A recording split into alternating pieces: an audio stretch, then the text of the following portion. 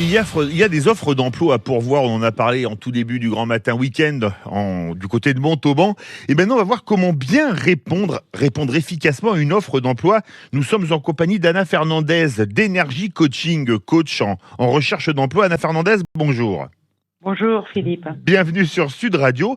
Alors tout d'abord, aujourd'hui, est-ce qu'on candidate uniquement par Internet ou est-ce qu'on est encore au bon vieux CV plus lettre de motivation envoyée dans une enveloppe timbrée ?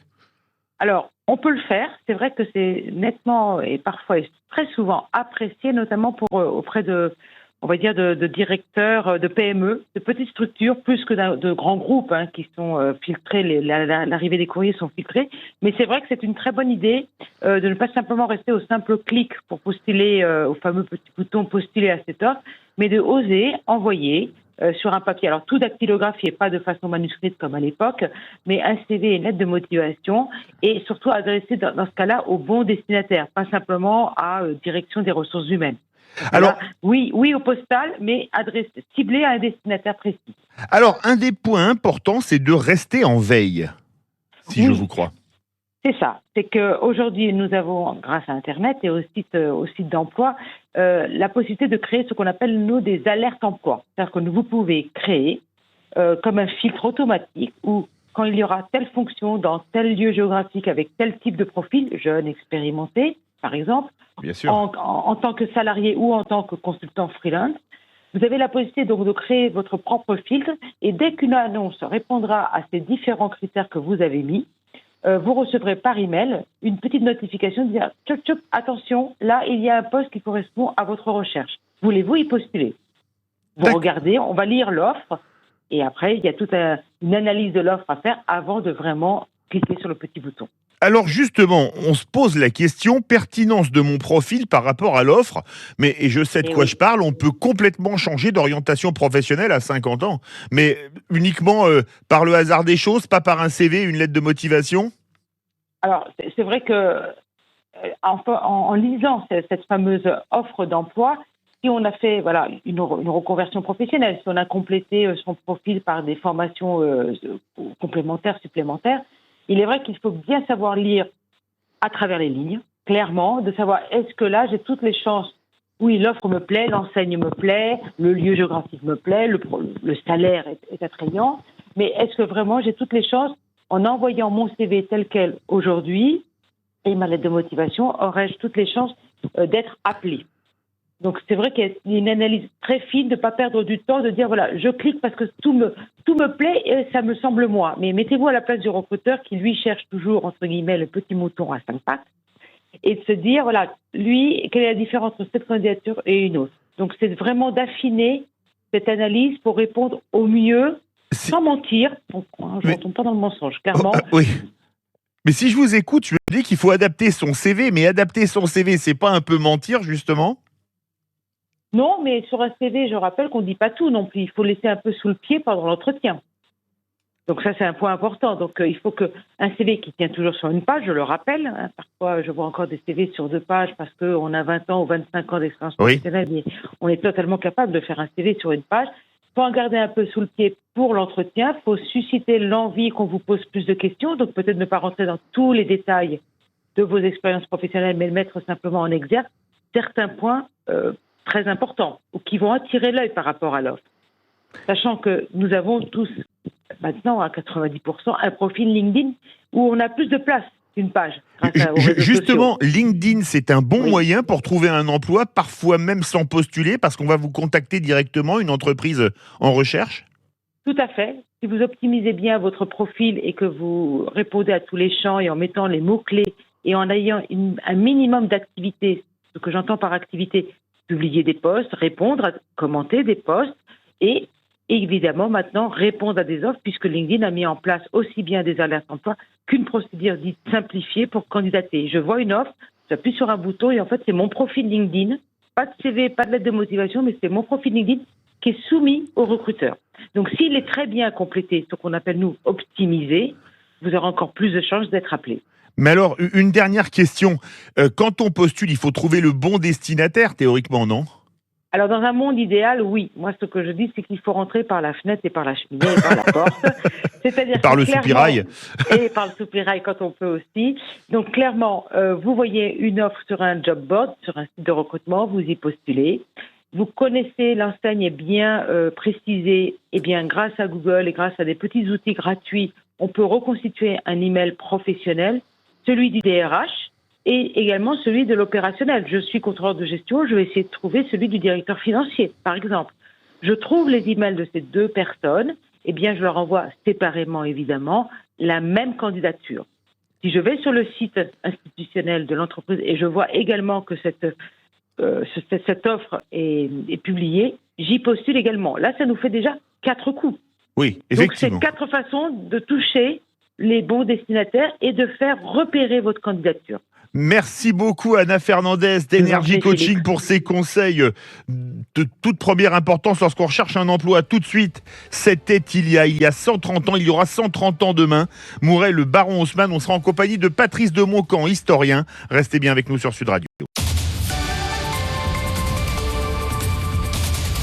Je ne vous apprends rien demain, bien sûr, c'est la rentrée. Alors, comment mettre toutes les chances de son côté pour trouver un travail en cette rentrée que l'on annonce bien sûr très tendue sur le marché de l'emploi? On en parle avec vous, Anna Fernandez. Bonjour. Oui, bonjour Laurence. Merci d'être avec nous ce matin. Vous êtes coach professionnelle et fondatrice d'Energy Coaching. Alors là, il est franchement utile de se faire parfois accompagner dans sa recherche de job ou de stage. Alors on dit souvent qu'il faut être positif, dynamique, motivé. Pas franchement facile, surtout si on a perdu son boulot il n'y a pas longtemps ou si on recherche un emploi depuis quelque temps déjà. Oui, il est vrai que ça peut ne pas être facile, mais après, il faut également travailler sur son moral et son mental pour rester tenace, pragmatique. Et puis, de tout échec, on le sait, vous et moi, que ça nous permet aussi de rebondir et d'avoir peut-être une nouvelle vue, on va dire une nouvelle vision des choses. Qu'est-ce que j'ai pas bien fait ou pas assez bien fait, et en tirer en fait des leçons de nos échecs ou de nos difficultés. Ouais, d'ailleurs, les pays anglo-saxons revendiquent plus, valorisent plus cette culture de l'échec.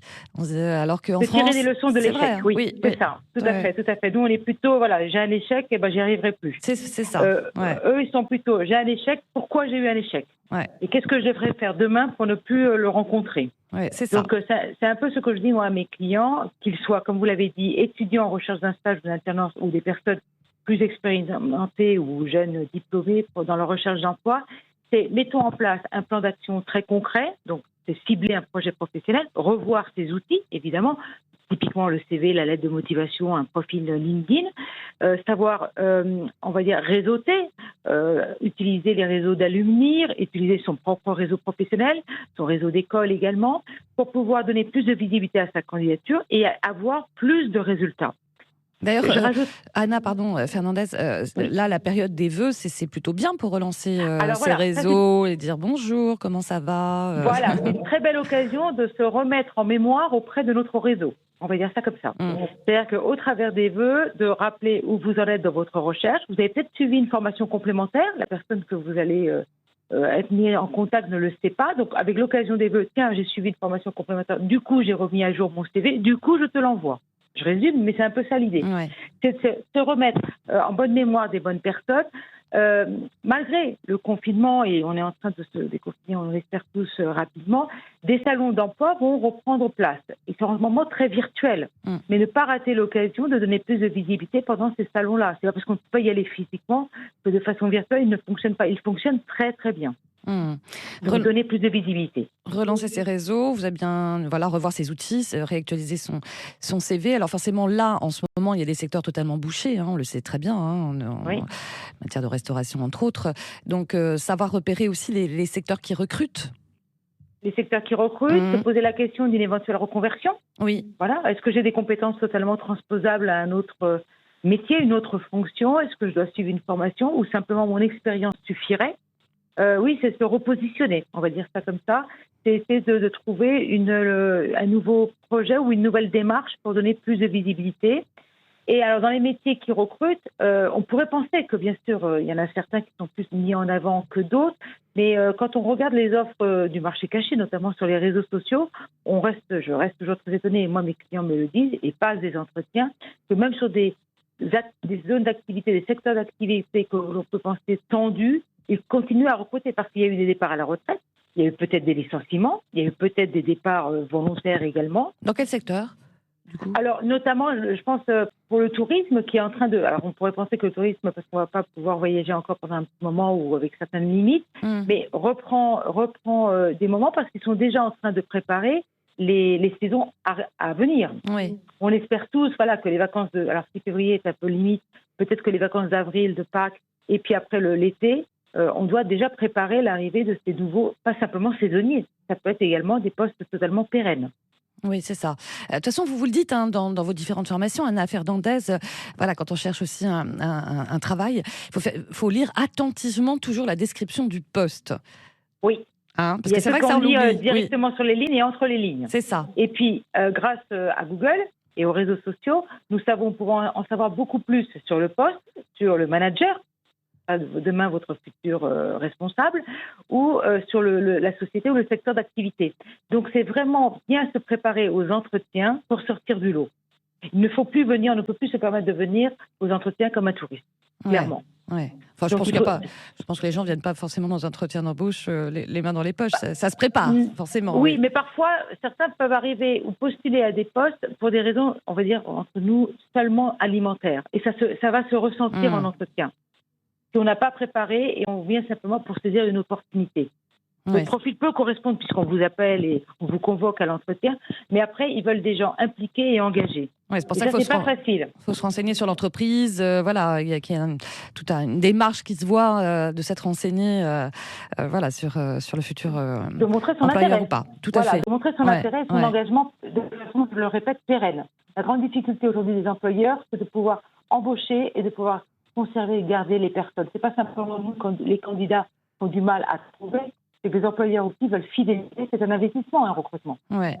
On le présente à ses collègues, à des fournisseurs, à des clients. Donc, c'est pas agréable de changer de personnel tous les 7 matins. On vous entend de moins en moins. Essayez de vous mettre dans une pièce mieux connectée. Alors voilà. Et alors pour ceux qui vont passer des entretiens en visio aussi et pas en réel, tout à fait. Pas évident non plus. Non, il faut se mettre vraiment dans l'état d'esprit et dans l'état de forme. Alors là, je parle de la tenue vestimentaire, de l'image, que vous allez dévoiler pendant une visio avec une caméra. On le ressent, si quelqu'un est en forme ou pas, même s'il n'a qu'une chemise et la cravate en haut et qu'il est en short en bas, en termes de pantalon. J'allais vous le dire. Je caricature, mais même si c'est vrai, le haut, voilà, c'est comment on parle, comment on bouge ses mains, comment on sourit, comment on regarde la caméra. On voit très bien si quelqu'un est en train de lire un discours, donc c'est un monocorde, et puis on voit les yeux descendre vers un papier. Oui. On voit aussi le côté très instinctif de répondre, comme si on était en entretien. Ouais, c'est ça. Donc ça, c'est très important parce que voilà, l'apparence, je rappelle l'adage, l'habit ne fait pas le moine, mais il permet de rentrer au monastère. Donc voilà, c'est déjà l'image que vous allez donner en face. Merci pour tous ces conseils, Anna Fernandez. Je vous en prie, Laurent. Merci à vous. Je rappelle que vous êtes coach et fondatrice d'Energy Coaching. Merci. Allez, à suivre dans quelques instants. C'était il y a 25 ans. On repart dans le monde d'avant. On est le 8 janvier 1996. François Mitterrand s'éteint à Paris. Le réalisateur Serge Moetti, qui fut son conseiller audiovisuel durant les années 80, sera avec nous pour évoquer toutes les coulisses lors des fameux débats télé de François Mitterrand, notamment face à Giscard et Chirac. À tout de suite.